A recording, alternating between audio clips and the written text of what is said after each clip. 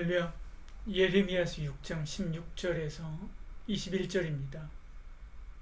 여호와께서 이와 같이 말씀하시되 너희는 길에 서서 옛적 길, 그 선한 길이 어디인지 알아보고 그리로 가라. 너희 심령이 평강을 얻으리라 하나 그들의 대답이 우리는 그리로 가지 않겠노라 했으며 내가 또 너희 위에 파수꾼을 세웠으니 나팔 소리를 들으라 하나 그들의 대답이 우리는 듣지 않겠노라 하였도다. 그러므로 너희 나라들아 들으라. 무리들아 그들이 당한 일을 알라. 땅이여 들으라. 내가 이 백성에게 재앙을 내리리니 이것이 그들의 생각의 결과라. 그들이 내 말을 듣지 아니하며 내 율법을 거절하였음이니라. 시바에서 유향과 먼 곳에서 향품을 내게로 가져오면 어찌함이냐. 나는 그들의 번제를 받지 아니하며 그들의 희생제물을 달게 여기지 않노라. 그러므로 여호와께서 이와 같이 말씀하시느니라. 보라, 내가 이 백성 앞에 장애물을 두리니 아버지와 아들들이 함께 거기에 걸려 넘어지며 이웃과 그의 친구가 함께 멸망하리라. 아멘. 뉴턴은 물체는 외부에서 힘을 주지 않으면 계속 그 상태를 유지하려 한다 했습니다. 운동하던 물체는 계속 운동하려 하고 멈춰있는 물체는 계속 멈춰 있으려 한다는 것이죠. 관성의 법칙에 대한 설명입니다. 우리 삶에도 이런 관성의 법칙이 있지요. 첫째는 습관입니다. 둘째는 관행이 있지요. 과거에 늘 해오던 일이니까 잘못된 줄 알면서도 계속하죠. 셋째는 문화입니다. 히잡으로 여성을 가두는 문화, 수천 년 된 문화, 그 문화로 그것을 그냥 인정하고 따르는 것이죠. 넷째는 본성입니다. 죄성이 인간의 영혼을 잠수욕하고 계속 죄를 지으며 하나님을 반역하게 하는 것이죠. 관성의 힘은 질량이 비례합니다. 그러니까 습관보다 관행, 관행보다 문화, 문화보다 본성이 더 관성의 힘이 크죠. 그러나 옳지 않다고 확신한다면 잘못을 깨고 새롭게 해야 합니다. 이를 잘 수행한 사람이 비전가이고 또 혁명가이지요. 루터가 로마 가톨릭의 잘못된 관행을 정면 도전했습니다. 종교개혁을 이루었지요. 예수님은 혁명가 중에 혁명가죠. 주님은 십자가로 인간의 죄된 본성을 깨뜨리고 하나님께서 기뻐하신 백성으로 돌아오게 하셨지요. 이렇게 한번 돌아오게 한다고 해서 끝이 아닙니다. 계속해서 돌아보고 또 돌아보지 않으면 안 되는 거죠. 다른 좋지 않은 관성이 생길 수 있기 때문에 그렇습니다. 이스라엘 백성이 애굽에서 나왔지만 애굽을 그리워하지요. 애굽 신앙생활의 관성이 그들을 계속 불평하게 하고 애굽으로 돌아가자라고 한 말이 나오게 했으며 하나님을 못 믿겠고 모세를 못 믿겠다라고 한 말이 나오게 했지요. 결국 그들은 광야에서 죽었습니다. 하나님께서 예비하신 요단강 건너 적과 꿀이 땅에 이르지 못한 거죠. 오늘 우리도 그렇습니다.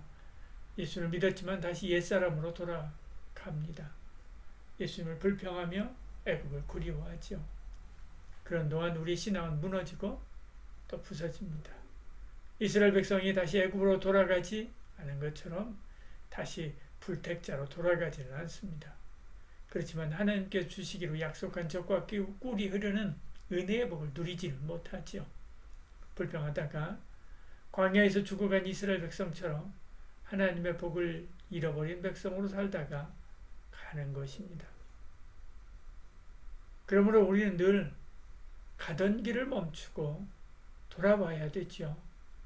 16절에 여호와께서 이와 같이 말씀하시되 너희는 길에 서서 보며 이 말씀하죠. 옛적 길, 바른 길, 온전한 길이 무엇인지 돌아보고 내가 그 길을 바르게 따라가고 있는지 점검해야 되는 것입니다. 나의 예배 생활을 점검하고 기도 생활을 점검하고 찬양을 점검하고 믿음대로 살고 있는지 삶을 점검해야 됩니다. 그러라고 성경을 주시고 그러라고 매주 예배하게 하시고 그러라고 매일 기도하게 하시는 것이죠. 가던 길을 멈추고 내가 선 자리를 확인해야 됩니다. 지금 내가 선 자리 하나님이 기뻐하시는 그 자리인가 봐야 되죠. 아니면 다른 곳에 가 있는가 기도해야 됩니다. 말씀이라고 하는 지도를 펴고 내 위치를 확인해야 되는 거죠.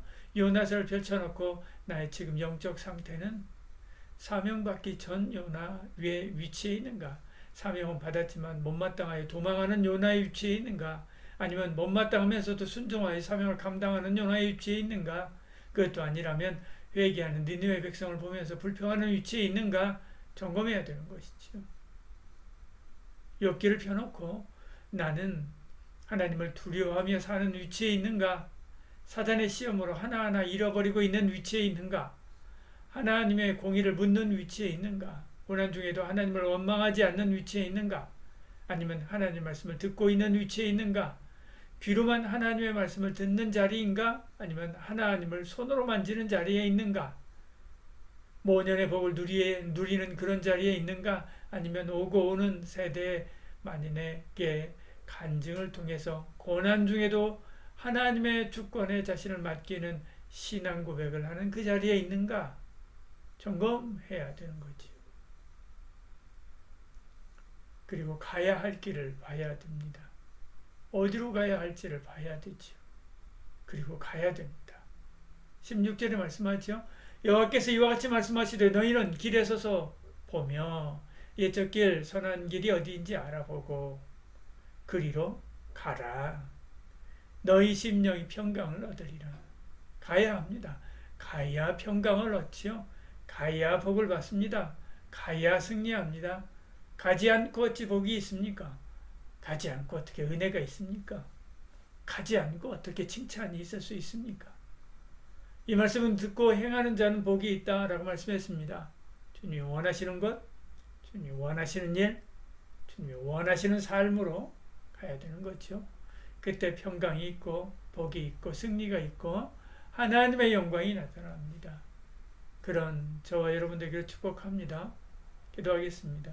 사랑이 많으신 우리 하나님, 오늘 내가 선 자리가 어디인지 다시 한번 살펴보게 하시고 그리고 하나님께서 성경을 통하여 우리에게 말씀하신 그 자리로 나아가고 있는지 점검하게 하여 주시옵소서.